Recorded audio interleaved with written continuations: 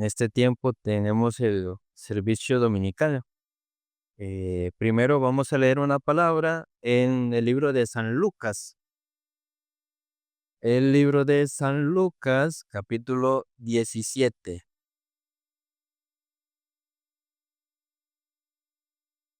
En el Nuevo Testamento, el libro de San Lucas, capítulo 17.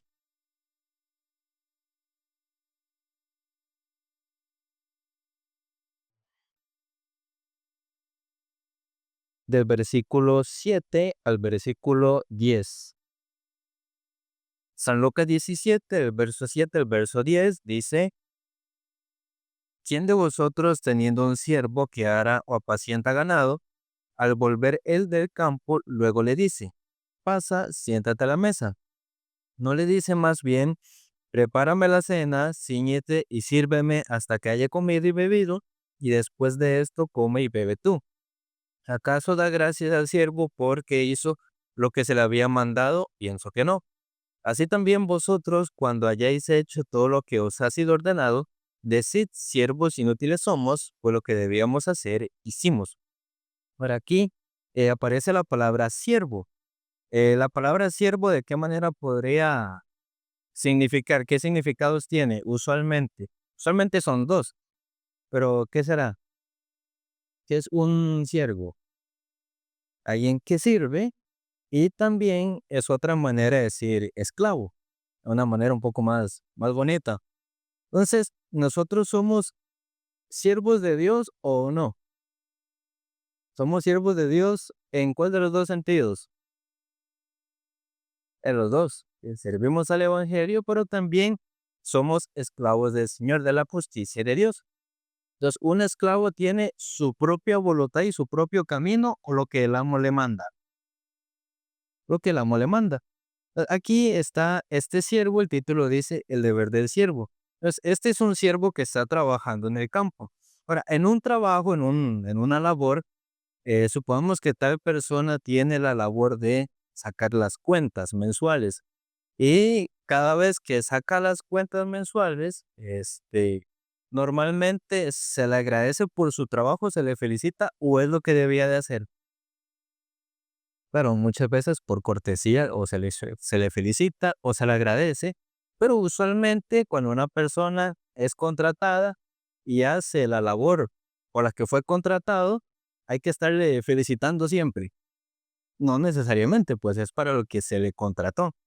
Pero muchas veces nuestra postura delante de Dios, ¿cuál es?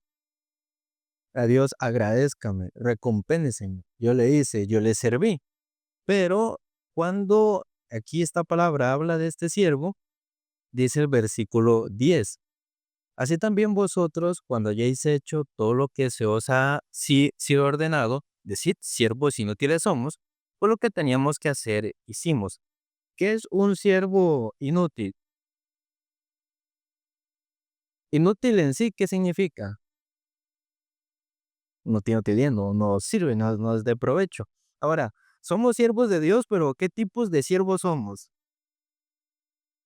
Somos siervos inútiles, pero ¿Dios a quién escogió? ¿A los útiles o los inútiles?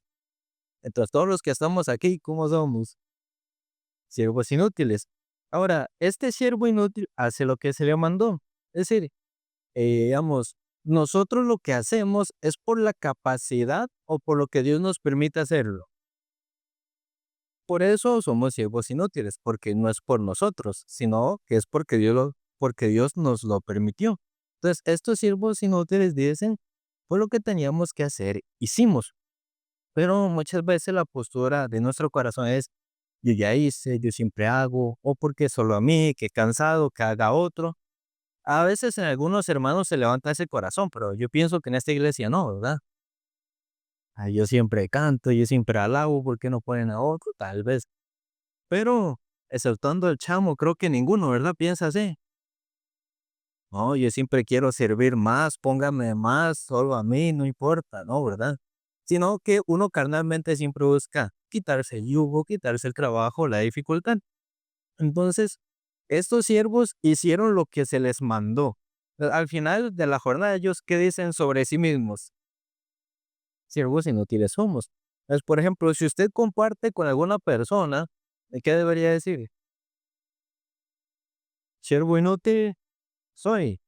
Pues, ¿qué es lo que tenemos que hacer siempre? Pues compartir, ¿no? Pero muchas veces alguno anda, yo compartí con tal, él vino por mí, él anda así, pero si compartí, ¿quién le permitió compartir? El Señor. Uno dice, yo siempre participo, pero ¿es lo que tenía que hacer o no? ¿Verdad? Entonces, siervo inútil soy. También, tal vez a alguno se le pueda organizar algún evento, alguna actividad, salga bien o salga mal, pero ¿cómo debería ir al final? Siervo inútil somos. Pero nosotros nos vemos o nos decimos como que somos siervos inútiles. Generalmente, ¿no? Es más, si a algún hermano, alguno le dijera, usted es un inútil, entonces, ¿cómo se va a sentir? Mm, Ejemplo, Lucy es una inútil. Porque inútil suena feo, ¿no? Pero digamos, pues, ¿cómo se sentiría? No vuelve, Lucy, ¿verdad? Pero el Señor, ¿cómo nos dice? Siervos inútiles. Por ejemplo, la gente sabe que en general la gente es mala, ¿no? La gente, claro, humanamente mejor que otro, pero todos han hecho maldad, todos son malos. Pero si usted va donde algún vecino, alguna persona le dice, usted es malo, es como, ¿cómo lo va a tomar? O sea, sabe o conoce que es malo, pero ¿cómo se lo toma? Mal. O alguna persona que toma, le dice, usted es un borracho, entonces, ¿cómo se va a sentir? Sí toma, pero ¿cómo se siente igual?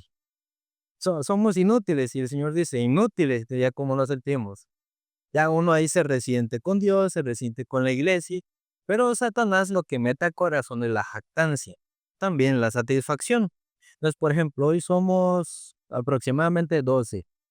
Entonces, hay que satisfacerse y quedarse ahí o buscar más, buscar crecer más, ¿verdad? Si alguna vez hicimos, por ejemplo, 3 actividades en un mes, entonces ya nos quedamos ahí por el resto del año o hay que buscar más. Buscar hacer más. Entonces, si alguno abre un estudio bíblico con una persona, tiene que satisfacerse y jactarse, o más bien buscar más. Más bien buscar más. Que nosotros somos miembros del cuerpo de Cristo, somos la familia del Señor, pero nosotros no somos la cabeza.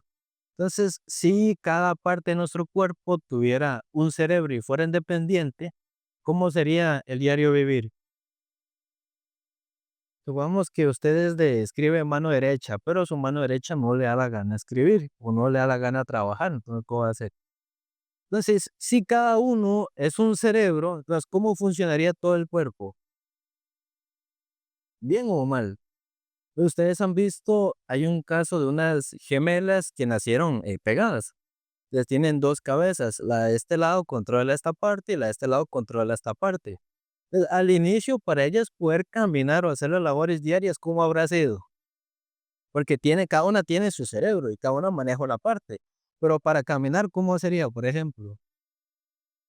Bien incómodo, no hay que estar bien coordinado, porque cada una maneja un pie, cada una maneja una mano. Ahora, para nosotros es fácil porque nuestro cerebro ordena todo, pero si cada parte de nuestro cuerpo fuera bien independiente, sería muy difícil. Dentro de la iglesia, sí, cada quien es su propia cabeza, entonces, ¿cómo se movería ese cuerpo? Por eso la cabeza nada más tiene que ser el Señor. Nuestra visión o nuestra voluntad tiene que ser la del Señor también. Pues muchas veces el corazón nuestro no se llena, aunque uno hace ciertas cosas o participa en ciertas cosas, muchas veces no se llena. Porque el hecho de que alguno participe o colabore o sirva o esté, significa que está siempre recibiendo para su corazón. Pues no siempre. Por ejemplo, David, ¿usted se acuerda que compartimos el domingo pasado?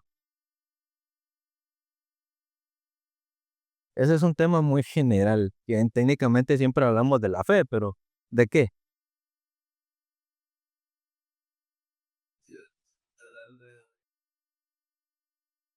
Le soplaron, ¿verdad? Creo que fue Angélica que le sopló. Bueno, no se acordaba, ¿verdad? Entonces, bueno, más o menos. ¿No? Entonces, así nosotros naturalmente siempre vivimos olvidándonos de la palabra, o por lo general. Entonces, por ejemplo, con una persona siempre venga, significa que espiritualmente siempre está creciendo. No, porque digamos, si viene, pero no recibe, entonces casi como que no hubiera venido. Entonces, muchas veces cuando el corazón está vacío, es porque una persona vive demasiado en su carne. Entonces, no llena el corazón con las cosas espirituales. Que si uno viviera de lo material, el corazón, ¿cuándo se llenaría? Por ejemplo, supongamos que a Angélica le suben el salario a 2 millones. No sé exactamente cuánto gana, pero supongamos que le ascienden a 2 millones. ¿Verdad? Entonces, ¿cómo se pondría? Ya se le quita la mala cara, el mal humor, todo se le quita. Pero pasando un tiempo, luego, ¿qué más ganas tiene? Y ¿más plata o menos plata? Más plata. Entonces ya tiene cuatro. Y tiene cuatro al tiempo, luego, ¿qué busca? Entonces, por ejemplo, ustedes ven normalmente la gente que cae en casos de corrupción por el dinero, si bien tienen bastante, igual que siempre buscan más plata. Por ejemplo, también en las relaciones de personas. Vamos, hay personas que están con su esposo o su pareja, ya sea hombre o mujer, pero hay veces que busca más otra persona. Por ejemplo, hace unos años había sido muy sonado la relación de Gerard Piqué y Shakira, ¿no? Ellos, como ¿cuántos años tenían de estar juntos? Eh, Aproximadamente 10, entre 10 y 12. Tenían 2 hijos. Si bien no estaban casados, pero eran una familia. Pero luego, ¿qué hizo este futbolista? Se fue con otra muchacha. Pero Shakira, antes de estar con Piqué, ¿con quién estaba también? Con un jugador de tenis. Entonces, el ser humano, aunque tiene las cosas, ¿qué busca más? Busca más dinero, busca más material. Si está en una relación estable, luego busca otras personas. Entonces, si uno dijera, no, yo primero lleno mi carne y luego el espíritu, ¿cuándo va a llenar la carne? Por ejemplo, aquí a quién le gusta comer. Le digo que gusta comer porque hay gente que come mucho, pues. Entonces, por ejemplo, ¿a usted cuesta llenarlo? Ok, la que se vaya a casar con el chamo va a gastar mucho. ¿Quién más? El hermano no le come mucho. Ah, pela los ojos la hermana. Entonces, ¿a usted cuesta llenarlo, hermano? No, pero la hermana dice que usted come mucho.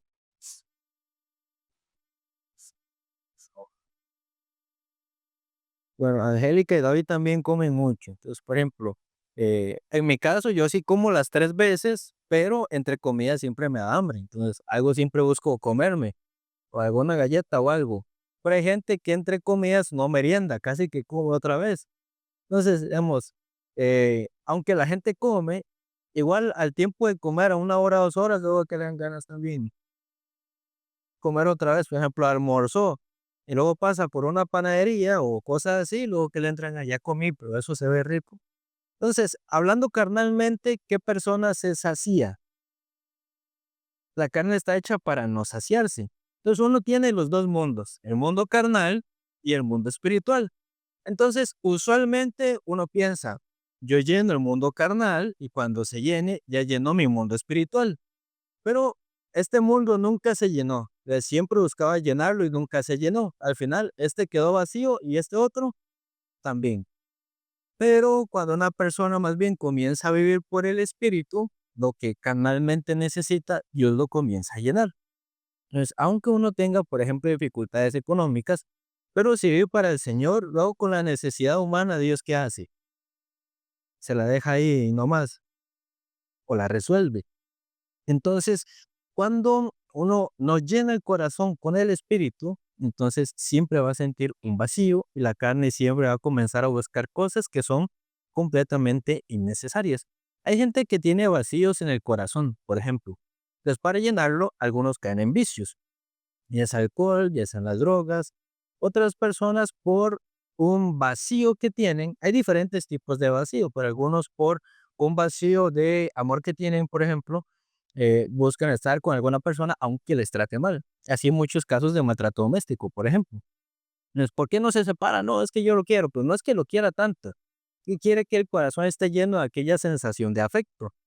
Y así pasa con muchas personas, pero por no poder llenar con el espíritu. porque no necesita el amor de otro tan necesariamente, sino primero el amor de quien ocuparía recibir. El amor de Dios, ya el amor de Dios le llena, uno siente la necesidad humana de X persona, ya luego Dios le hará si se ocupa. Lo mismo con la economía, pero espiritualmente, ¿cómo podríamos nosotros mantener un espíritu más sano, no tan fácilmente corruptible? Ejemplo, si yo preguntara, ¿quién de ustedes está corrupto hoy? ¿Quién levanta la mano? Creo que el chamo siempre la va a levantar. La hermana Angélica también. Nosotros somos medio fariseos también. ¿Cómo le decía Jesús a los fariseos? Sepulcros blanqueados. Por fuera, ¿cómo se ven? Lindos. Y por dentro, por fuera aquí todos se ven lindos, pero por dentro, ¿cómo estarán? Entonces, cuando una persona humanamente vive dentro de su propia capacidad, dentro de su propio poder, no puede, como no se sale de su límite o su zona de confort, no hay manera en que pueda como experimentar la ayuda de Dios en distintos ámbitos.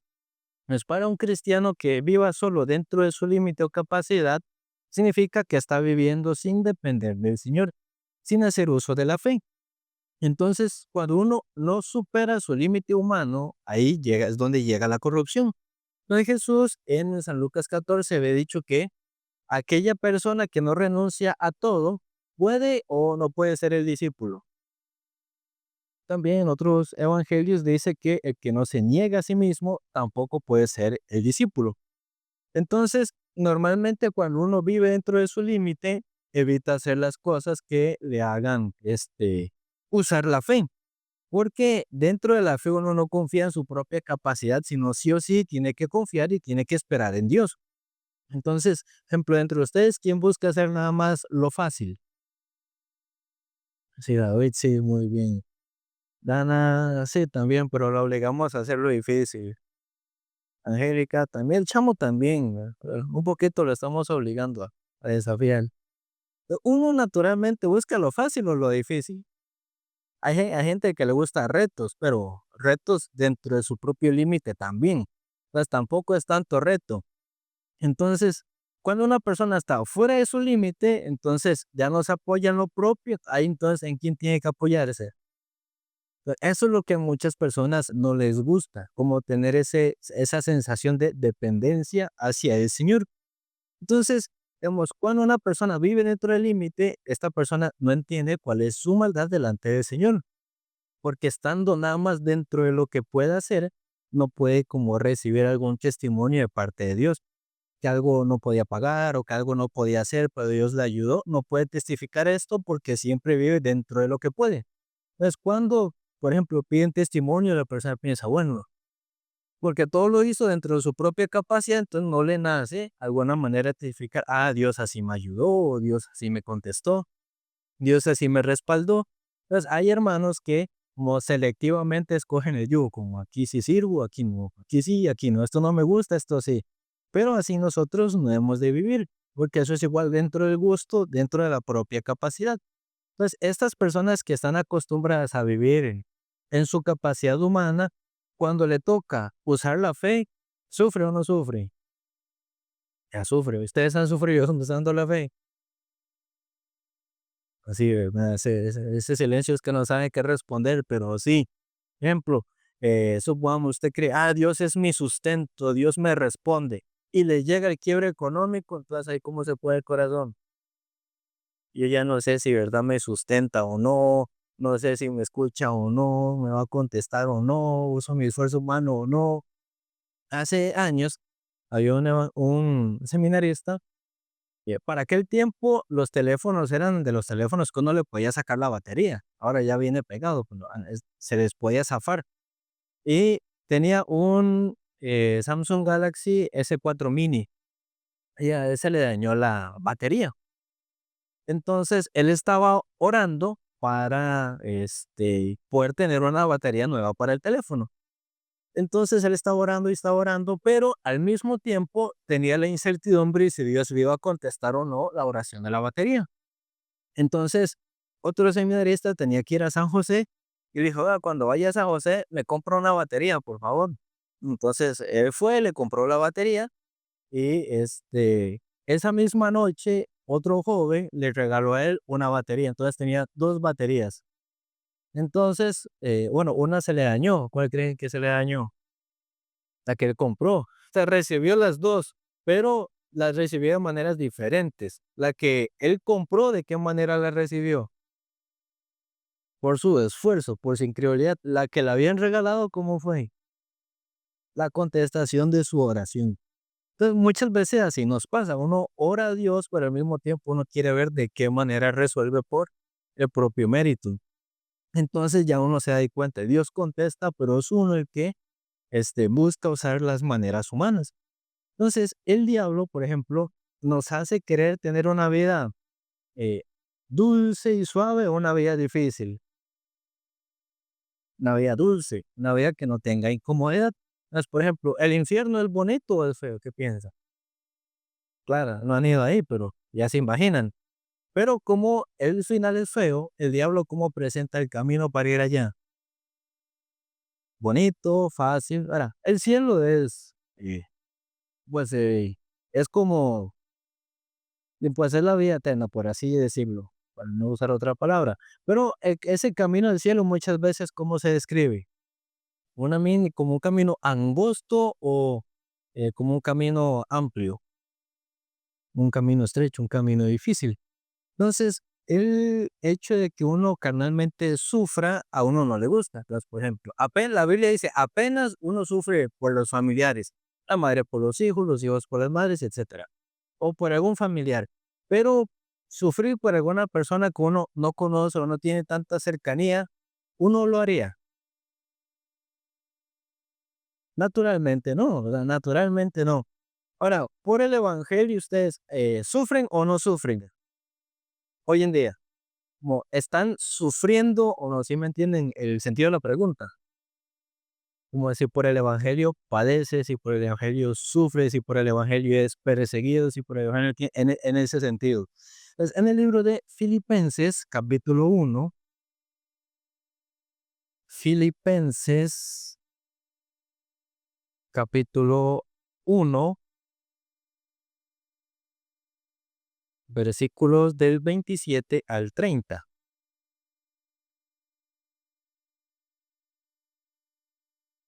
Filipenses 1, del 27 al 30 dice: solamente que os comportéis como es digno del evangelio de Cristo, para que, o sea que vaya a veros o que esté ausente, oiga de vosotros que estáis firmes en un mismo espíritu, combatiendo unánimes por la fe del evangelio, y en nada intimidados por los que se oponen, que para ellos ciertamente es indicio de perdición, mas para vosotros de salvación, y esto de Dios, porque a vosotros os es concedido a causa de Cristo, no solo que crezcáis en Él, sino también que padezcáis por Él, teniendo el mismo conflicto que habéis visto en mí, ahora oís que hay en mí.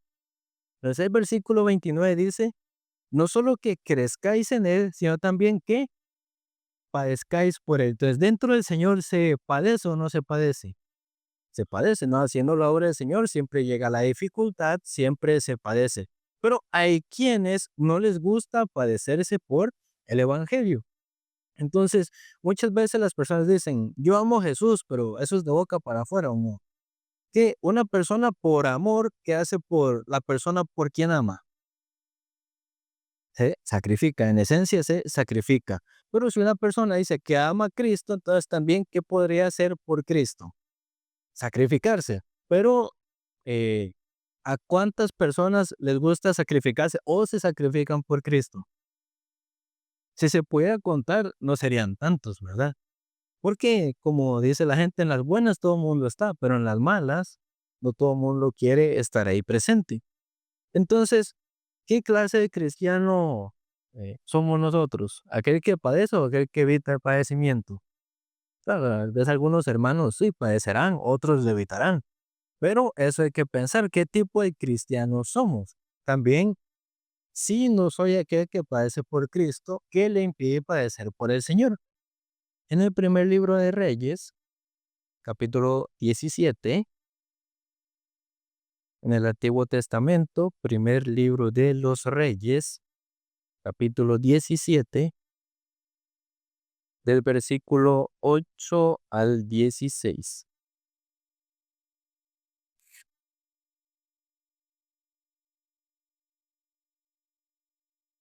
Dice así: vino luego a él palabra de Jehová diciendo: levántate, vete a Sarepta de Sidón y mora allí. He aquí yo he dado orden allí a una mujer viuda que te sustente.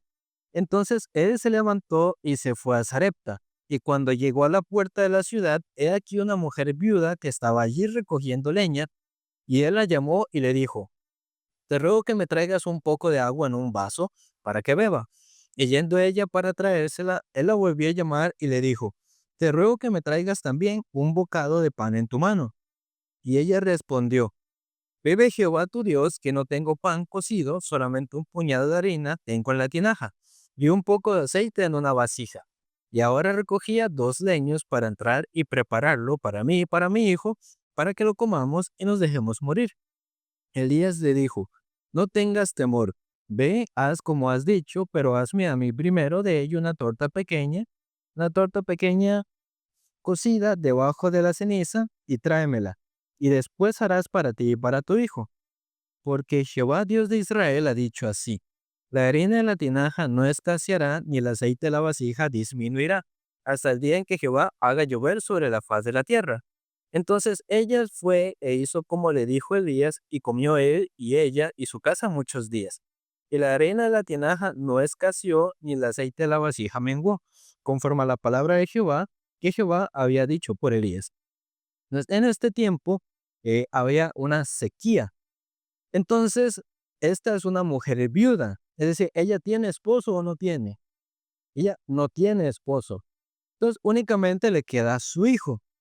Entonces, cuando una persona está en una situación como ella, su esposo falleció, quién sabe hace cuánto tiempo, es un momento de sequía, ella no tiene comida, apenas para ella y para su hijo. Entonces, si uno viera a una persona en esa situación, le daría congoja o no, o pesar, viendo aquella situación.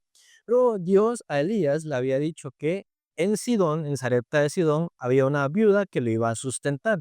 Entonces, Elías llega a Sarepta de Sidón, pues tal vez humanamente Dios le dijo que una viuda lo iba a sustentar. Entonces, tal vez, ¿qué tipo de viuda se imaginaría Elías? Una viuda que tenga o que no tenga. Pero cuando llegue y ve una viuda con su hijo muriéndose de hambre, entonces ahí el panorama cambia. Entonces, siendo Elías, a él le dolería o tal vez le costaría pedirle a ella que le dé a él primero y luego a ellos dos. Ejemplo, vamos a ver, aquí quién es más emocional, sentimental. Ay, hay bastantes. Tres, ellas tres sí me imaginé. Sí, Chamo también.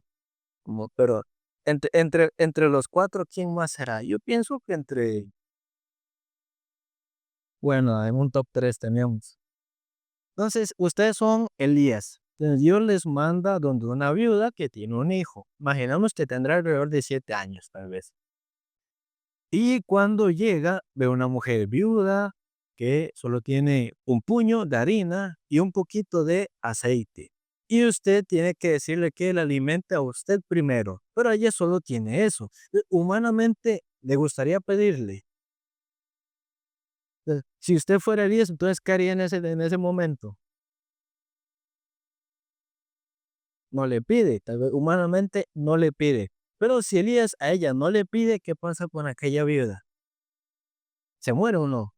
Humanamente parece un poco concho, ¿no? Pedirle comida cuando ella no tiene. Entonces él le pide agua, ella le trae. Él le pide pan, entonces ya ella le explica: no tengo, es solo es para mí, es decir, lo comemos y como ya no hay más, nos morimos de hambre. Así ella le dice. Entonces sería una situación dolorosa, ¿o no? Pedirle a ella, en el sentido humano, pero ella también vive viendo también su situación, claramente. Pero para el Señor sería difícil llenarle las tinajas. Para el Señor no. Pero para los ojos de ella no hay más que pueda solucionarle o ayudarle en esa situación. Entonces, ella se imagina un momento donde pueda pasar aquella situación o ella ya se entregó a la muerte. Ya se entregó a la muerte, dice, yo como esto y me muero. Así ella nada más piensa. Entonces, Elías le dice, no tengas temor. Y luego le da la palabra que Dios le dijo que le diera. Entonces, así podríamos hablar que es nuestra situación, humanamente o espiritualmente también. El versículo 14 dice, porque Jehová, Dios de Israel, ha dicho así, la harina en la tinaja no escaseará, y el aceite de la vasija disminuirá, hasta el día en que Jehová haga llover sobre la faz de la tierra. Entonces, Jehová le mandó a Elías un recado para esta mujer. Entonces, el recado era que cuando ella daba primero para Elías, entonces lo que ella tenía en harina y en aceite iba a escasear o no iba a escasear, no iba a escasear. Entonces, por ejemplo, si usted en su casa tiene aceite y leche, nunca se gasta, ¿cómo se pone? Ella se pone feliz, ¿verdad? Pero, digamos, en esta situación es muy difícil ver ese punto de vista. Pues, si uno lo ve humanamente, hay un límite. No se puede pasar de aquella situación. Pero Elías le hace a esta mujer quedarse en su límite o salir de su límite. Porque para ella dar está en su capacidad o fuera de su capacidad. Está fuera. Pero Elías que por parte de Dios que le hace a esta viuda salirse de aquella capacidad. Pues cuando ella se sale de aquel límite, entonces ahí quién se encarga de aquella viuda, ya es el Señor. Pues ella dentro de ese límite nada más le esperaba la muerte literalmente. Entonces esta viuda de Sarepta había vivido con ese pensamiento. Entonces cuando ella vive viendo su situación, vive recibiendo su pensamiento, solamente dificultad y tristeza a ella le llegan. Entonces ella, si usted fuera la viuda de Sarepta, ¿qué harían? ¿Ustedes le harían a Elías? Si usted fuera la viuda. Por ejemplo, aquí entre ustedes, ¿quién es el más tacaño? Sí, en efecto. Entonces, usted solo tiene un pedacito de pan y llega David a pedirle ese pan que usted tiene a él.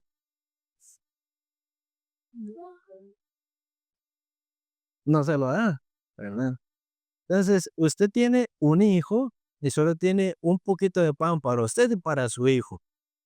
Y llega alguien que usted no conoce a pedirle pan, que coma usted, pero que primero le dé a él. ¿Usted qué haría? No le da. Que humanamente nosotros así reaccionaríamos o no. Esa es como la vista dentro de nuestra propia situación. Entonces, muchas veces nuestro corazón rechaza la voz del Espíritu Santo. Uno más bien acepta el pensamiento. Yo no tengo, yo no puedo, yo no quiero, yo soy pobre, yo tengo tal límite, yo tengo tal cosa. Y uno así habla solamente la situación. Pero Elías, antes de darle la palabra de Jehová, le dice que no tema, que haga como ella le dijo, pero que haga para él primero, porque así Dios también le mandó a él. Entonces el diablo tal vez podría decirle a ella, no lo entregue, cómaselo usted. Pero si ella hace eso, muere. El pastor Pablo Shin contaba que cuando él estaba en Perú, eh, al iniciar la misión, bueno, él no la inició, pero en aquel entonces no era grande. Entonces, es decir, que los hermanos eran muy pobres. Entonces, por ejemplo, supongamos que todos ustedes vinieran a pie a la iglesia, de Orosi, de Tejar, etcétera. Todos vienen a pie y todos tienen muchas carencias en distintas partes.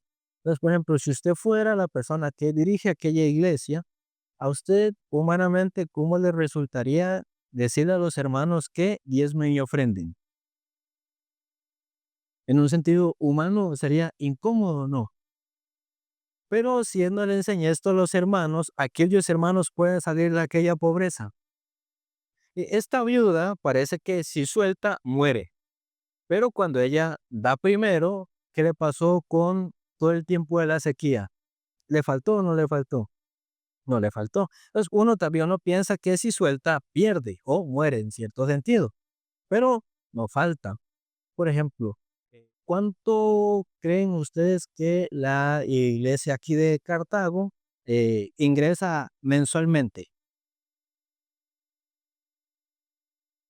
No vean nada, Ana. Y yo le he dicho un montón de veces ya, pero al mes.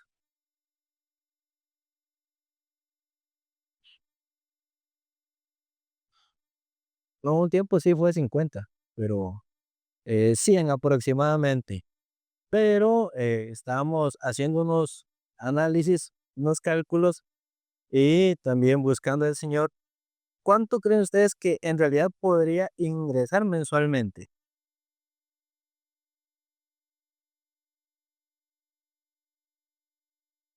Entre 300 350 aproximadamente.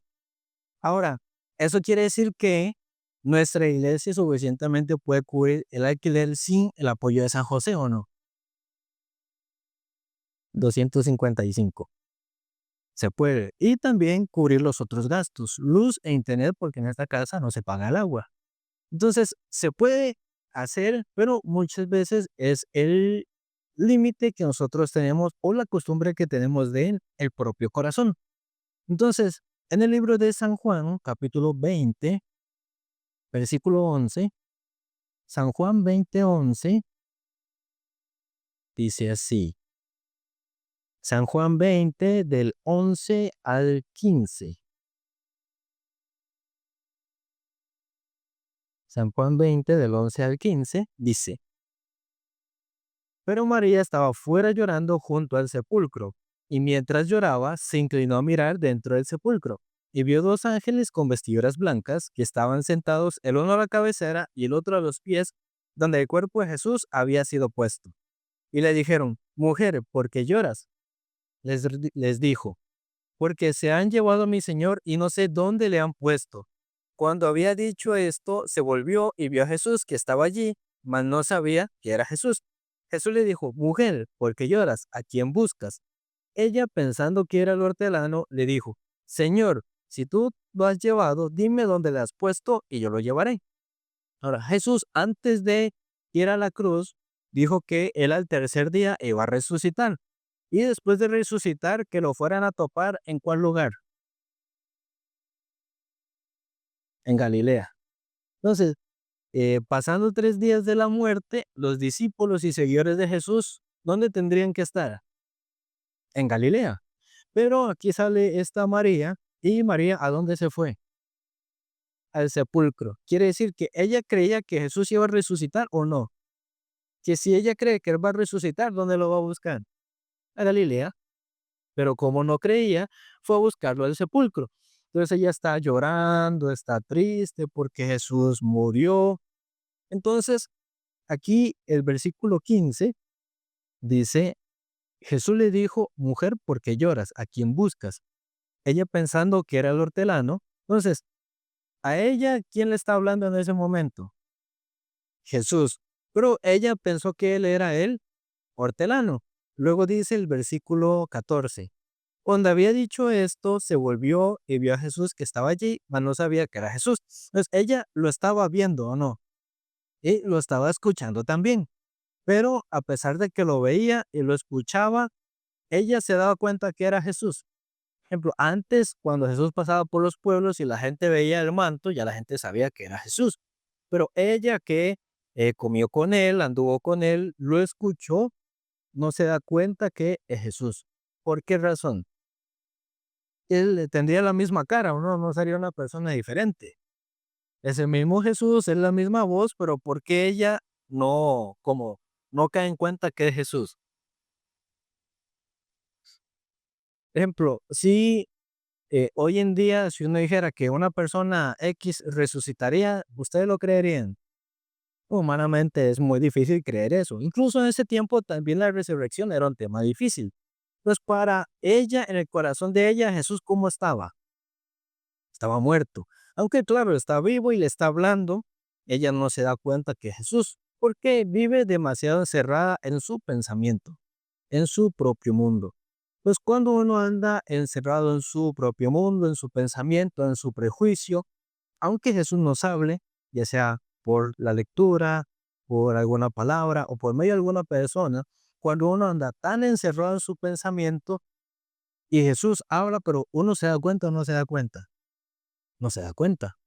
Hay un muchacho, bueno, un joven, de la iglesia de Liberia que él es como ese tipo de jóvenes que no marca límites entre varón y mujer. Entonces, ya desde antes, nosotros dijimos, no, como no sea tan pegajoso, ¿no? Que tenga ciertos límites. Decía, no, no, no, no pasa nada, somos compas, así decía. Entonces me escribió hace como un par de días. ¿Saben qué me dijo? Bueno, es que me gusta tal muchacha. Yo le dije, porque como no pone límites, naturalmente que comienza a surgir aquel pensamiento, aquel deseo, ¿no? Entonces, pero como él estaba así metido en su pensamiento, no, eso no es nada, tiene su prejuicio, tiene su pensamiento, tiene su mundo, entonces, ¿recibía o no recibía? No podía recibir. Entonces, esta María estaba tan metida dentro de sí misma que no se daba cuenta que era Jesús. Ahora, Jesús, a través de varias palabras y por medio de distintas personas, probablemente también se habrá acercado a ustedes, pero ¿cuántas veces Jesús habrá puesto delante suyo y no ha sabido que es Jesús? Porque uno está muy metido en su pensamiento, muy encerrado. Ella está en su corazón, en su mente, él ya está muerto. Entonces, está tan metida en ese mundo con que Jesús le hable, ella ni cuenta se da. Es cuando uno tiene un pensamiento, Dios no me ayuda, Dios no me contesta, Dios esto. Ejemplo, hay gente que dice, no, Dios no me ayuda. Bueno, todas las cosas Dios le va ayudando, pero esa persona que siempre sale, no, Dios no me ayuda. Pero no es que Dios no le ayudó, es que el corazón, ¿cómo estaba? Bien metido en su pensamiento, en su prejuicio. Luego el versículo 16, vamos a ver, Jesús le dijo, María, volviéndose, ella le dijo, Raboni. Entonces, ¿cómo él estaba hablando, pero ella ni se daba cuenta que era Jesús? Luego Jesús, ¿cómo la espabiló? La llamó, pero sale con signos de exclamación. Entonces, más o menos, ¿cómo habrá sido? A ver, ¿cómo la llamó? No, le falta. Ahí no espabila, no saca nadie el pensamiento. Dios guarde, tenga comunión con un hermano así. No, con fuerza tiene que decirle. A ver, hermano Noé, usted que es bien gritón, ¿verdad? María. María. Wow. Más o menos, me sonó más o menos. Ya a ver, quiere intentar otra vez, yo creo. Vaya, ya has hecho. No, esa segunda no me convenció.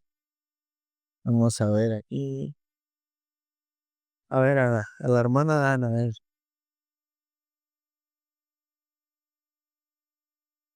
Es que no actúa en el teatro, entonces tiene que actuar ahora.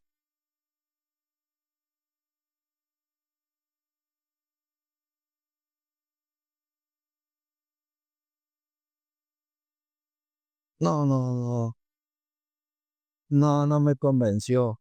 A ver, Angélica. Si me sale un grito agudo. María. Un poquito mejor. Les falta. Entonces ya cuando él habló duro, ya ella, ¿qué pasó? Ya se espabiló. Entonces, ¿cómo le digo? Raboni o maestro, rabino. Ahí se despabiló.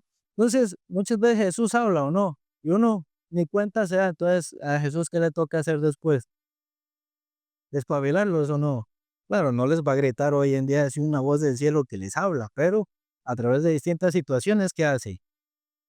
Los espabila. Hace rato le estoy hablando, hace rato le estoy diciendo, todo como uno está tan cerrado, no se daba cuenta. Así pasaba con María también. Entonces ya, la viuda desadepta, cuando ella se puede despojar de lo propio, entonces de lo que posee, o sea, ella renuncia a lo propio y da primero como el 10 le dijo, entonces no escaseó. Pues así es, despojarse del pensamiento o despojarse del gusto, porque lo que a uno le gusta, a Dios necesariamente le gustará. No es así. Entonces, muchas veces o muchos cristianos quieren acoplar a un Dios que siga a su gusto o acoplar a un Dios que siga su propia voluntad. Pero en el libro de Isaías, capítulo 55, Isaías 55,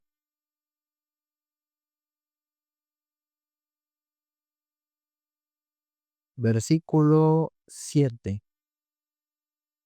Isaías 55:7 dice: deje el impío su camino y el hombre inicuo sus pensamientos y vuelvas a Jehová, el cual tendrá de él misericordia y el Dios nuestro, el cual será amplio en perdonar. Les dice que siga su camino y su pensamiento o que lo deje.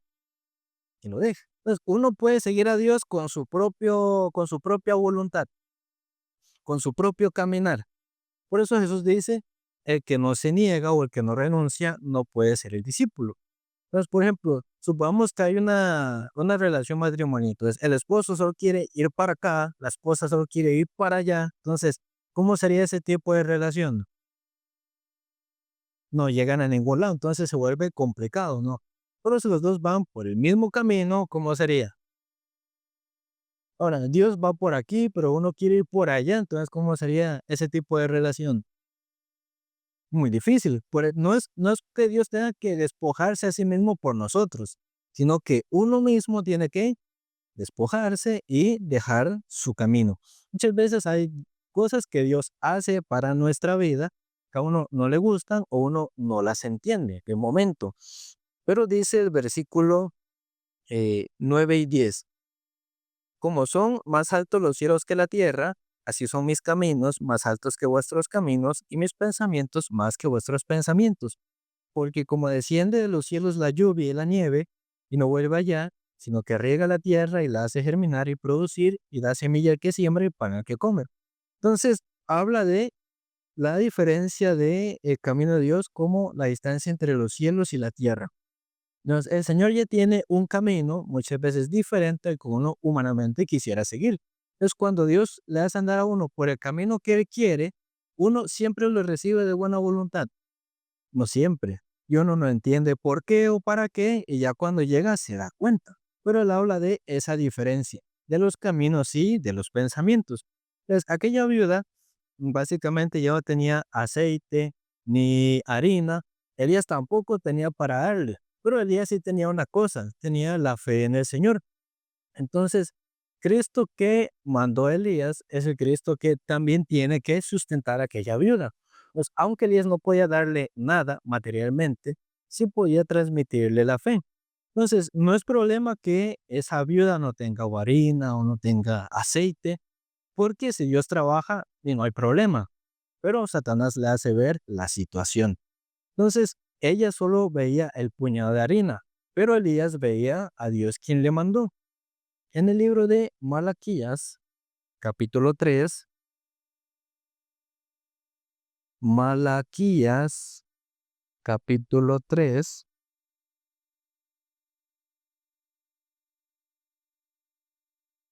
versículos del 8 al 10.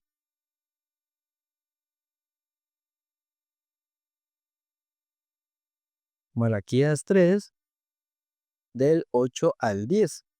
Dice, ¿robará el hombre a Dios? Pues vosotros me habéis robado. Y dijisteis, ¿en qué te hemos robado? En vuestros diezmos y ofrendas. Malditos sois con maldición, porque vosotros la nación toda me habéis robado. Traed todos los diezmos al alfolí, y hay alimento en mi casa, y probadme ahora en esto, dice Jehová de los ejércitos. Si no, os abriré las ventanas de los cielos, y derramaré sobre vosotros bendición hasta que sobreabunde. Entonces, el corazón de Dios es de quitar o es de dar, es de dar. Pero al principio, el concepto que uno tiene es como que Dios tiene corazón de quitar. Entonces, aquí Dios dice, me robaron. Entonces, ¿por qué Dios le dice al pueblo de Israel que toda la nación le robó? Dice el versículo 9, malditos sois con maldición porque vosotros, la nación toda, me habéis robado. Entonces, ¿en qué le robaron? Dice el versículo 8, robará el hombre a Dios, pues vosotros me habéis robado. Y dijisteis, ¿en qué te hemos robado? En vuestros diezmos y ofrendas. Ahora, a Dios le beneficia lo que nosotros materialmente tengamos. No, como que alguna persona echa diezmo a la caja ofrenda y sube al cielo para la cuenta del Señor, es así. En ese concepto Dios dice que le robaron, no me depositó, me está robando. Así, en ese sentido le dice. ¿En qué sentido dice que le están robando? Que para Dios, que ellos den o no den, no importa, Dios es dueño de todas las cosas, pero ¿por qué les dice como que ellos se están robando?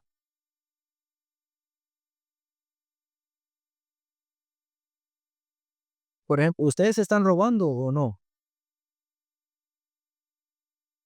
Como en esta palabra. Sí, hay muchos ladrones, sí, aquí. Pero ¿en qué sentido es? Por ejemplo, ellos y nosotros, ¿de quién reciben todas las cosas? De Dios. Tanto lo bueno como lo malo, la salud, la enfermedad, la riqueza, la pobreza, todo viene del Señor. Entonces, desde antes de la ley, en el tiempo de Abraham, Abraham fue la primera persona que diezmó. También Leví, porque estaban los lomos de Abraham. Entonces, el diezmo básicamente es el equivalente al 10%. Si una persona tiene 100 colones, ¿cuál sería su diezmo? 10. No es tan complicado. Entonces, pero ese diezmo, ¿qué representación tiene? O sea, ¿para qué es? ¿Por qué Dios lo dejó? ¿Por qué Dios lo permitía? ¿En qué sentido? Por ejemplo, ¿para qué diezmamos? Una cosa es para qué se diezma y otra con qué se usa el fondo de diezmo, pero ¿para qué se diezma en el sentido espiritual? Por obediencia es más casi que por obligación. Por agradecimiento, usted está agradecido a Dios, pero no siempre diezma. Entonces tampoco es por agradecimiento, pero espiritualmente, ¿por qué es el diezmo? Una parte, por ejemplo, el diezmo es básicamente como un reconocimiento de nuestro corazón al Señor. Es decir, por ejemplo, uno tiene 100 colones, da 10. ¿En qué sentido? Esto que yo recibí vino de Dios. Yo le devuelvo un poquito a Dios de lo que Dios me dio. En ese sentido es el diezmo. Pero, por ejemplo, este pueblo de Israel recibía, por ejemplo, el dinero de Dios. Entonces ellos ¿qué decían? Eso es mío. Pero ¿quién se los había dado? Fue el Señor. Entonces, ese reconocimiento de que a todas las cosas Dios me lo dio, eso es el diezmo. Entonces, por ejemplo, hay algunos hermanos que diezman su tiempo, hay algunos que no. Por ejemplo, para pintar el salón de la sede de San José, varios hermanos tuvieron que sacar del tiempo, ¿no? Algunos no tenían, pero sacaron el tiempo. Por así decirlo, diezmaron en su tiempo, por decirlo de alguna manera. Entonces, el diezmo es devolverle a Dios de lo que Dios nos da, pero reconociendo que lo que yo tengo no es mío, lo que yo tengo no me lo gané yo, sino que Dios me lo dio. Entonces, cuando ellos recibían esto, pero no le devolvían a Dios, entonces Dios dice, usted me está robando porque yo le di, pero usted a mí no me devuelve. Y usted piensa que lo que ganó es suyo, es propio y se lo quiere dejar en ese sentido. Ahora, el ser humano le es más fácil guardar o soltar. Por ejemplo, usted tiene un billete de 20 y tiene que entregarlo, lo agarra más duro, lo agarra más suave. Lo agarra más duro, ¿verdad? Pero si no, lo soltaría fácil, pero un billete de 20, uno de 10, le gusta soltarlo, o ver que se va. Ejemplo, si usted va a la oculta, tal vez compra algo que se ocupe, pero ¿cómo siente cuando suelta? A algunos no les gusta esa sensación de soltar. Entonces, aquí no estamos hablando de la cantidad. Supongamos que el chamo recibe un salario de 100 colones, de su diezmo son 10, ¿verdad? Entonces, delante de Dios, él ya diezmó, ¿o no? Independientemente de cuánto dio. Porque aquí Dios le habla a ellos por la cantidad que ellos estaban o no estaban dando. No les habla por su cantidad, les habla por el corazón que ellos tenían sobre dejarse aquello. Entonces, el corazón humano naturalmente quiere guardar lo suyo, o sea, quiere guardar el dinero, quiere guardar su pensamiento, guardar su razón, su gusto, su voluntad. Así naturalmente es el corazón humano. Entonces, Dios enseña que, claro, uno suelta, al principio parece un tipo de pérdida, pero Dios es quien sustenta, así es el libro de Hebreos. Quien sustenta todo el universo con la palabra, también nos sustenta a nosotros. Entonces, hay un himno que nos expresa que a uno no le gusta sufrir por Cristo. No me acuerdo el himno, Pero el himno dice, de todo yo dejé por ti, ¿qué dejas tú por mí? Luego dice, de todo yo sufrí por ti, ¿qué sufres tú por mí? Entonces, por ejemplo, Jesús nos dice a nosotros, de todo yo sufrí por ustedes, ¿qué sufren ustedes por mí? Entonces, ahí uno que respondería. O también dice, de todo yo dejé por ti, ¿qué dejas tú por mí? Así dice aquel himno. Entonces, ¿por qué pregunta de esa manera? Sí, porque uno así, Jesús sufrió por mí, dijo todo por mí, pero cuando es uno, ya hay uno no le gusta. Entonces, en la segunda carta de Corintios, segunda carta de Corintios, capítulo 4.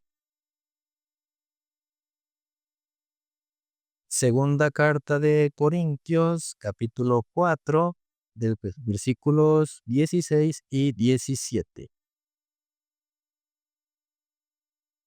Segunda de Corintios 4, 16 y 17 dice, por tanto, no desmayamos. Antes, aunque esté nuestro hombre exterior se va desgastando, el interior, no obstante, se renueva día en día. ¿Ese hombre exterior qué es? Es esta carne, es este cuerpo. Cada día se desgasta.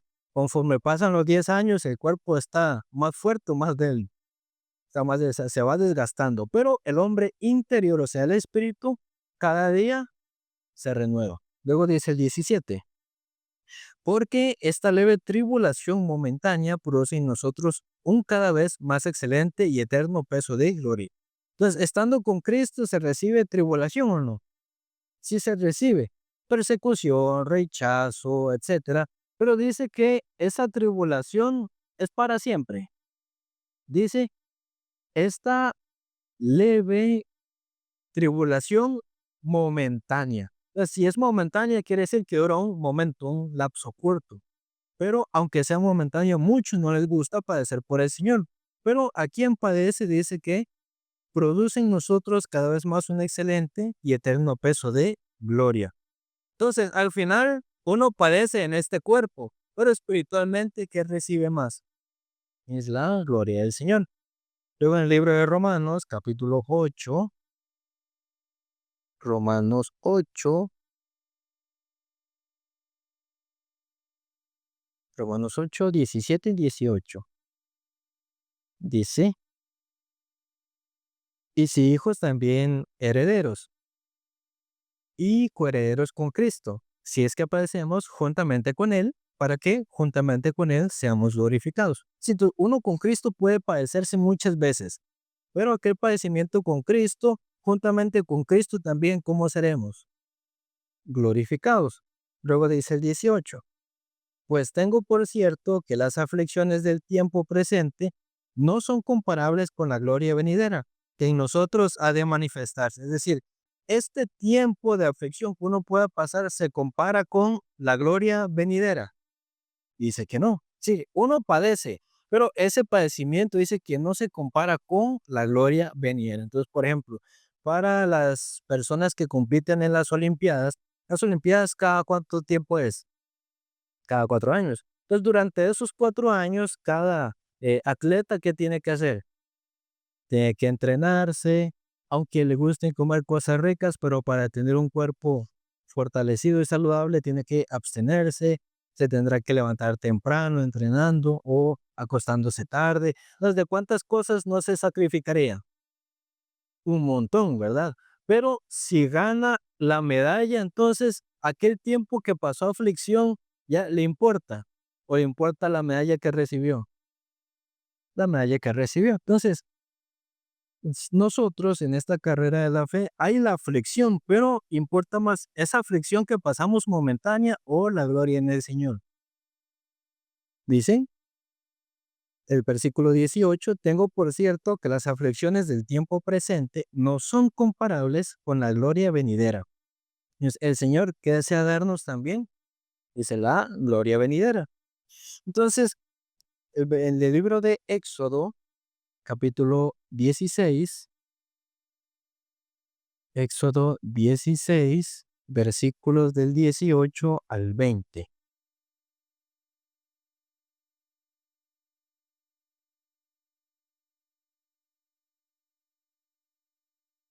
Éxodo 16 del 18 al 20 dice, y lo medían por Gomer, y no sobró y no sobró al que había recogido mucho, ni faltó al que había recogido poco. Cada uno recogió conforme a lo que había de comer. Y les dijo Moisés, ninguno deje nada de ello para mañana. Mas ellos no obedecieron a Moisés, sino que algunos dejaron de ello para otro día, y crió gusanos, y hedió, y se enojó contra ellos Moisés. Entonces Dios todos los días, ¿con qué los alimentaba? Con maná. Siempre caía el maná. Pero cuando ellos recibían el maná, como al día siguiente Dios les iba a dar, ellos no tenían que guardar. Entonces Moisés les dice a ellos que lo que recojan, que se lo coman todo o que guarden para el día siguiente. Que se lo coman todo. Porque mañana, ¿qué va a pasar? Va a caer maná. Pero aquí habla de aquellos que guardaron. Aquellos que guardaron, ¿por qué razón habrán guardado? Porque dice que hay que recogió mucho y hay quien recogió poco. Es decir, independientemente de la cantidad siempre había. Pero ellos guardaron. ¿Por qué guardaron? Porque en su corazón no tenían la certeza de que mañana Dios les iba a dar. Entonces, ellos lo que guardaron, ¿qué pasó? Dice, para el otro día crió gusanos y hedió. Es decir, aparte de que tenía gusanos, ¿cómo olía? Olía mal. Pues lo que uno en su corazón retiene, guarda.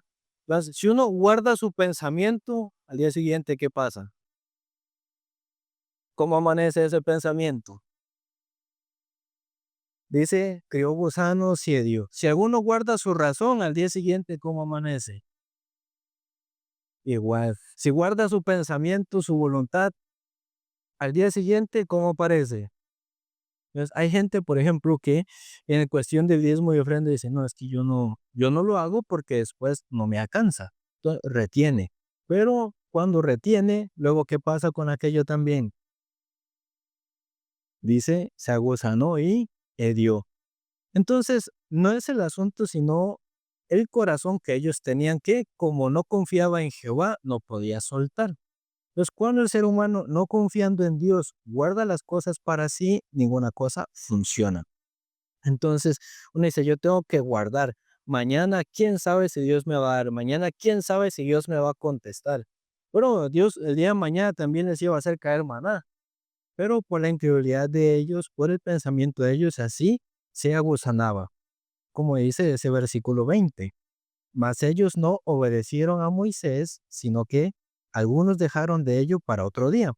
Y crió gusanos y hirió, y se enojó contra ellos Moisés. Lo guardaron para otro día, ya sea para mañana o para más adelante, pero a Dios esto no le agradó porque todos los días Dios siempre les iba a dar. O sea, aunque uno tenga varias carencias, pero todos los días, al final, ¿quién siempre nos da? Entonces, cuando uno retiene, es porque uno no está confiando que mañana Dios nos va a dar. Por eso a ellos se les agusanó el maná, su comida. Y por eso ellos reciben la ira de Dios, porque guardaban. Entonces, en el versículo, en Jeremías capítulo 2, Jeremías 2:13, dice así. Jeremías capítulo 2, versículo 13, dice, porque dos males ha hecho mi pueblo. Me dejaron a mí fuente de agua viva y cavaron para sí cisternas rotas que no retienen agua. Entonces ellos hicieron dos cosas. Primero, se apartaron de Dios. Entonces, ¿cómo se apartaron de Dios? ¿Cuál es la siguiente acción que tienen? Hacer una cisterna propia. Pero dice que Dios es la fuente. Entonces, si Dios es la fuente, si ellos están con Dios, siempre va a salir el agua, ¿verdad? Pero si ellos se separan de aquella fuente, entonces, ¿quién tiene que buscar su propia agua? Ellos mismos. Entonces, ellos hacen cisternas, pero ellos cavaron cisternas, pero esas cisternas, ¿cómo eran? Rotas que no retenían el agua. Entonces, aunque ellos le echaban, ¿qué pasaba con el agua que echaban? Se iba. Entonces, cuando alguno delante del Señor hace su propia cisterna y quiere guardar lo suyo y guardar lo suyo y guardar lo suyo, piensa que está llenando, pero ¿qué pasó con todo lo que está echando? Se perdió. ¿Por qué? Se alejó del Señor. Porque el Señor es la fuente, pero dice, no, yo mejor cavo para mí, yo mejor guardo para mí, retengo para mí, pero todo el agua que ellos echaron se perdió. Pero el hacer su propia cisterna fue consecuencia de haberse alejado de Dios en primer lugar. Es así nosotros muchas veces por Dios, por medio de distintas palabras, nos muestra que no guarde para sí mismo, renuncia a todo lo que tiene, no deja el día siguiente, porque Dios es quien conoce la situación de cada uno, Dios es quien resuelve y también quien sustenta. Pero por eso la Biblia dice en Mateo, por ejemplo, dice que el ser humano no puede servir a dos señores, porque a uno va a seguir y a otro no. Entonces, él dice, no puede servir a Dios ni a las riquezas. Entonces, hay gente que piensa que puede servir a los dos, pero cuando sirve a uno, ¿qué pasa con el otro? Lo deja. Entonces, uno en el corazón humano, ¿a cuál seguirá? Al de las riquezas. Eso es así humanamente pasa. Por eso les dice que solo sirva al Señor.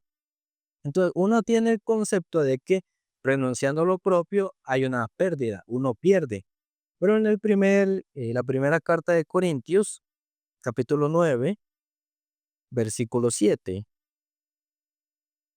Primera de Corintios 9 del 7 al 14. Vamos a leer.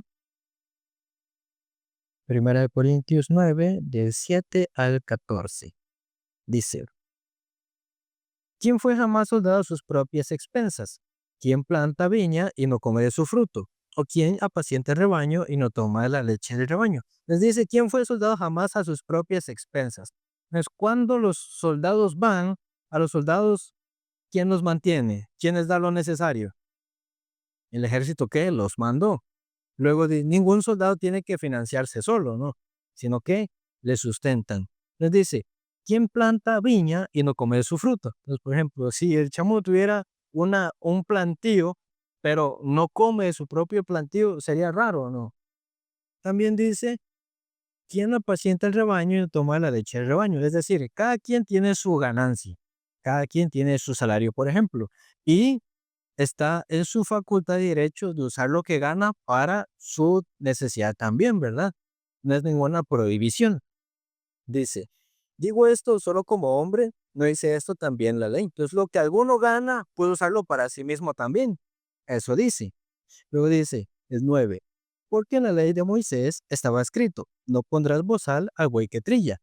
Entonces, como ustedes trabajan, se les pone bozal. ¿A qué se refiere que no pone bozal al buey que trilla? Es como el buey está trabajando, entonces el buey que recibe también la comida, el sustento.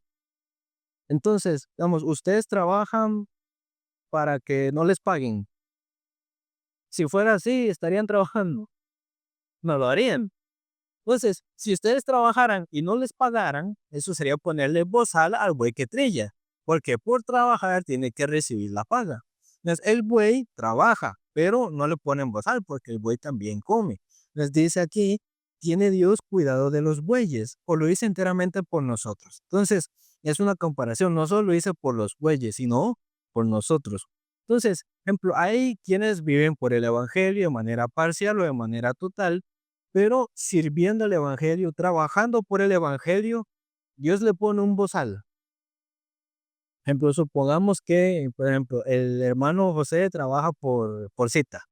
Entonces, hay días que tiene más citas, hay días que tendrá menos citas. Entonces, si un día no trabaja del todo, entonces no recibe esa ganancia diaria. Entonces, supongamos que Dios le llama a hacer tal cosa 7 días. Entonces, el pensamiento tal vez natural que uno dice, y que entonces yo qué voy a ganar y qué voy a comer en esos 7 días. Pero si está trabajando para el Señor, Dios le pone un bozal. Pero lo que uno piensa es, yo tengo un bozal puesto.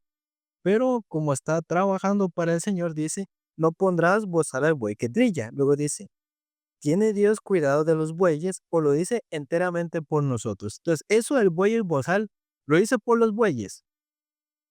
No, sino que lo dice por nosotros.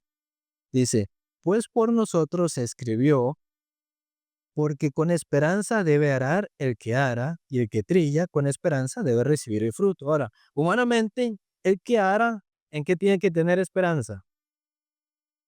En recibir su fruto. El que trabaja, ¿en qué tiene esperanza? Mínimo en su pago, luego en otras metas también. Pues en el Evangelio también, el que ara, también recibe su fruto. Les dice, si nosotros sembramos entre vosotros lo espiritual, es gran cosa si segaremos de vosotros lo material. Ahora, por ejemplo, eh, ¿el trabajo con la iglesia es más espiritual o más material? Entonces, como la semilla que se siembra busca que en cada uno salga el fruto espiritual o material. Claro, ese es el fruto espiritual, también acompaña de material. Pero algún hermano así, sin caminar por la fe, sin experimentar a Dios, se jacta de su carne, disfruta de su carne, entonces es gran cosa. Si se ciega a lo mato, por ejemplo, Ana dice, uy, me subieron el salario a 5 millones, pero nunca consulta, nunca recibe guía, hace lo que quiere. Entonces, si ciega lo material, este, para nosotros sería gran cosa. Lo importante es lo espiritual. Luego dice, si otros participan de este derecho sobre vosotros, cuanto más nosotros. Pero no hemos usado de este derecho, sino que lo soportamos todo por no poner ningún obstáculo al Evangelio de Cristo. Ahora, hay cosas que humanamente uno quiere hacer, pero muchas veces el plan que uno tiene o el plan que uno quiere hacer con respecto al Evangelio, ¿qué se vuelve? Dice un obstáculo. Pero Pablo y muchos de los siervos que aparecen aquí, de muchas cosas que humanamente tenían derecho, no lo hacían, pero ¿por cuál razón? Para no poner obstáculo de el evangelio. Dice el 13, ¿no sabéis que los que trabajan en las cosas sagradas comen del templo y los que sirven al altar del altar participan? ¿Este verso qué significa? ¿No sabéis que los que trabajan en las cosas sagradas comen del templo? ¿Qué quiere decir? Por ejemplo, los levitas tenían su propio territorio o no tenían. Ellos no tenían. Ellos vivían nada más sirviendo en el tabernáculo. Pero ellos, aparte de las ofrendas que el pueblo daba, ya sea por el perdón, por la expiación, etcétera, ellos también comían de lo que el pueblo daba o no. Entonces, de esa manera Dios les sustentaba a ellos. Por eso dice, ¿no sabéis que los que trabajan en las cosas sagradas, como los levitas, por ejemplo, dice, comen del templo? Sí, ellos trabajan por cosas sagradas, es decir, tal vez no tienen remuneración, otras cosas, pero el mismo templo ellos comen. Dios mismo les sustenta. Dice, y los que sirven al altar del altar participan. Ahora, por ejemplo, algún hermano que trabaje para el evangelio, sirva para el evangelio en las cosas sagradas, de dónde come? Del templo. ¿Quién de ustedes viniendo aquí se muere de hambre, por ejemplo? Aunque a veces hay poco de escasez en ciertas circunstancias, pero ¿quién aquí se ha muerto de hambre? Por ejemplo, a veces el chamo un par de veces ha quedado a dormir, pero siempre hay algo, ¿no? Creo que las muchachas también. Creo que ellas más en el tiempo de la iglesia un poquito de dificultad había por lo que estaba empezando, pero algo siempre había también. Entonces, el que trabaja en las cosas sagradas comen de el templo, y aquellos que sirven al altar, del altar también participan. Luego dice el 14. Así también ordenó el Señor a los que anuncian el Evangelio que vivan del Evangelio. Ahora, ¿quiénes son los que pueden anunciar el Evangelio? Aquel que es pecador o que ya es salvo. ¿Ustedes son pecadores o son salvos? ¿Seguros? Bueno, hay que confirmarla de algunos, tal vez. Pero, ¿son salvos o no? Entonces, si son salvos, ¿puede anunciar o no? Entonces, si anuncia el evangelio, entonces, ¿de qué vive? Del evangelio, claro, sí, tiene su trabajo secular, pero en su corazón, ¿de qué debe vivir?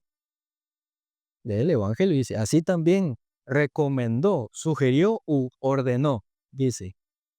Dice, así también ordenó el Señor a los que anuncian el evangelio que vivan del evangelio.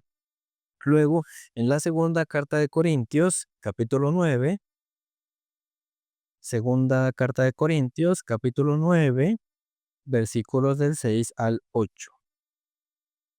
Segunda de Corintios 9, del 6 al 8, dice, por esto digo, el que siembra escasamente, también segará escasamente, y el que siembra generosamente, generosamente también segará. Cada uno dé como propuso en su corazón, no con tristeza ni por necesidad, porque Dios ama al dador alegre. Y poderoso es Dios para que hacer que abunde en vosotros toda gracia, a fin de que, teniendo siempre en todas las cosas todo lo suficiente, abundéis para toda buena obra. Ahora, para muchos es más fácil dar el diezmo, porque el diezmo es solo un cálculo muy sencillo, al monto 10% y ya. Pero la ofrenda cuesta más. ¿Por qué razón? Porque es voluntario. Primeramente porque es voluntario. Entonces no hay algo fijo, sino que lo que Dios puso en el corazón. Entonces por eso aquí dice el versículo 6. No habla de cantidades, sino que habla precisamente de el corazón. Dice, el que siembra escasamente, luego también como ciega, escaso. El que siembra generoso también sega generoso. Pero dice el versículo 7. Cada uno de como propuso en su corazón, no con tristeza. Les debe dar con la buena voluntad o con el sufrimiento. Porque si van a ofrendar con tristeza y con sufrimiento, mejor no ofrende. Porque la iglesia no ocupa esa ofrenda con dolor, no ocupa esa ofrenda con tristeza. Ese fondo no se va a usar. Pero dice que cada uno de como propuso en su corazón. No es como cuánto ofrendo, no, es lo que Dios pone en el corazón, pero dice no con tristeza ni por necesidad. Es decir, no por la obligación, no por la queja, no por la tristeza, sino por el corazón. Entonces, de esa manera Dios habla sobre la ofrenda, conforme Dios puso en el corazón, pero no con tristeza. Si va a ser con tristeza, tú mejor no hacerlo. Por último, en el libro de Salmos, capítulo 37, Salmos 37, versículo 25.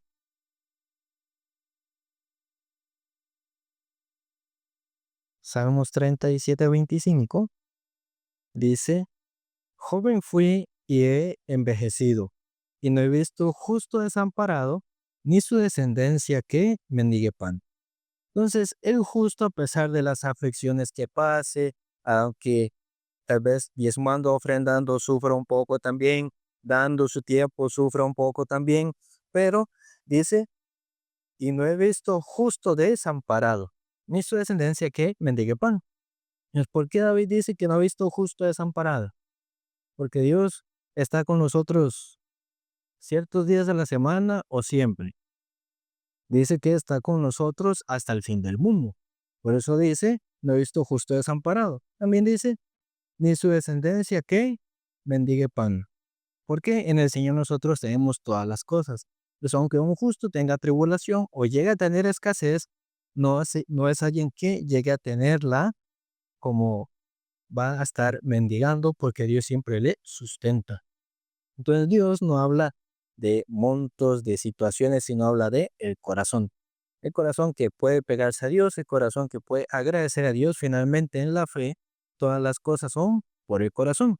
Entonces supongamos que hay algún hermano que ofrendara 700,000 colones al mes. ¿Cómo se pondría la tesorera? Pero sí, aunque ofrenda un montón, pero su corazón no se pega con la voluntad de Dios, con la voluntad de la iglesia, no escucha, no comparte, no camina. ¿De qué sirve aquello?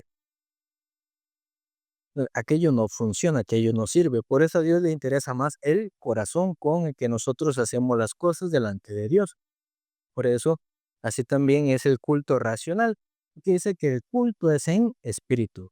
Es el corazón dispuesto a escuchar, la voluntad de escuchar, eso es el culto en espíritu delante del Señor. Eso el Señor lo que se preocupa de cuidar es nuestro corazón. Y cuando nuestro corazón se pega con el Señor, luego Dios, toda la necesidad y dificultad va resolviendo, va sustentando. Vamos a llegar hasta acá en esta tarde.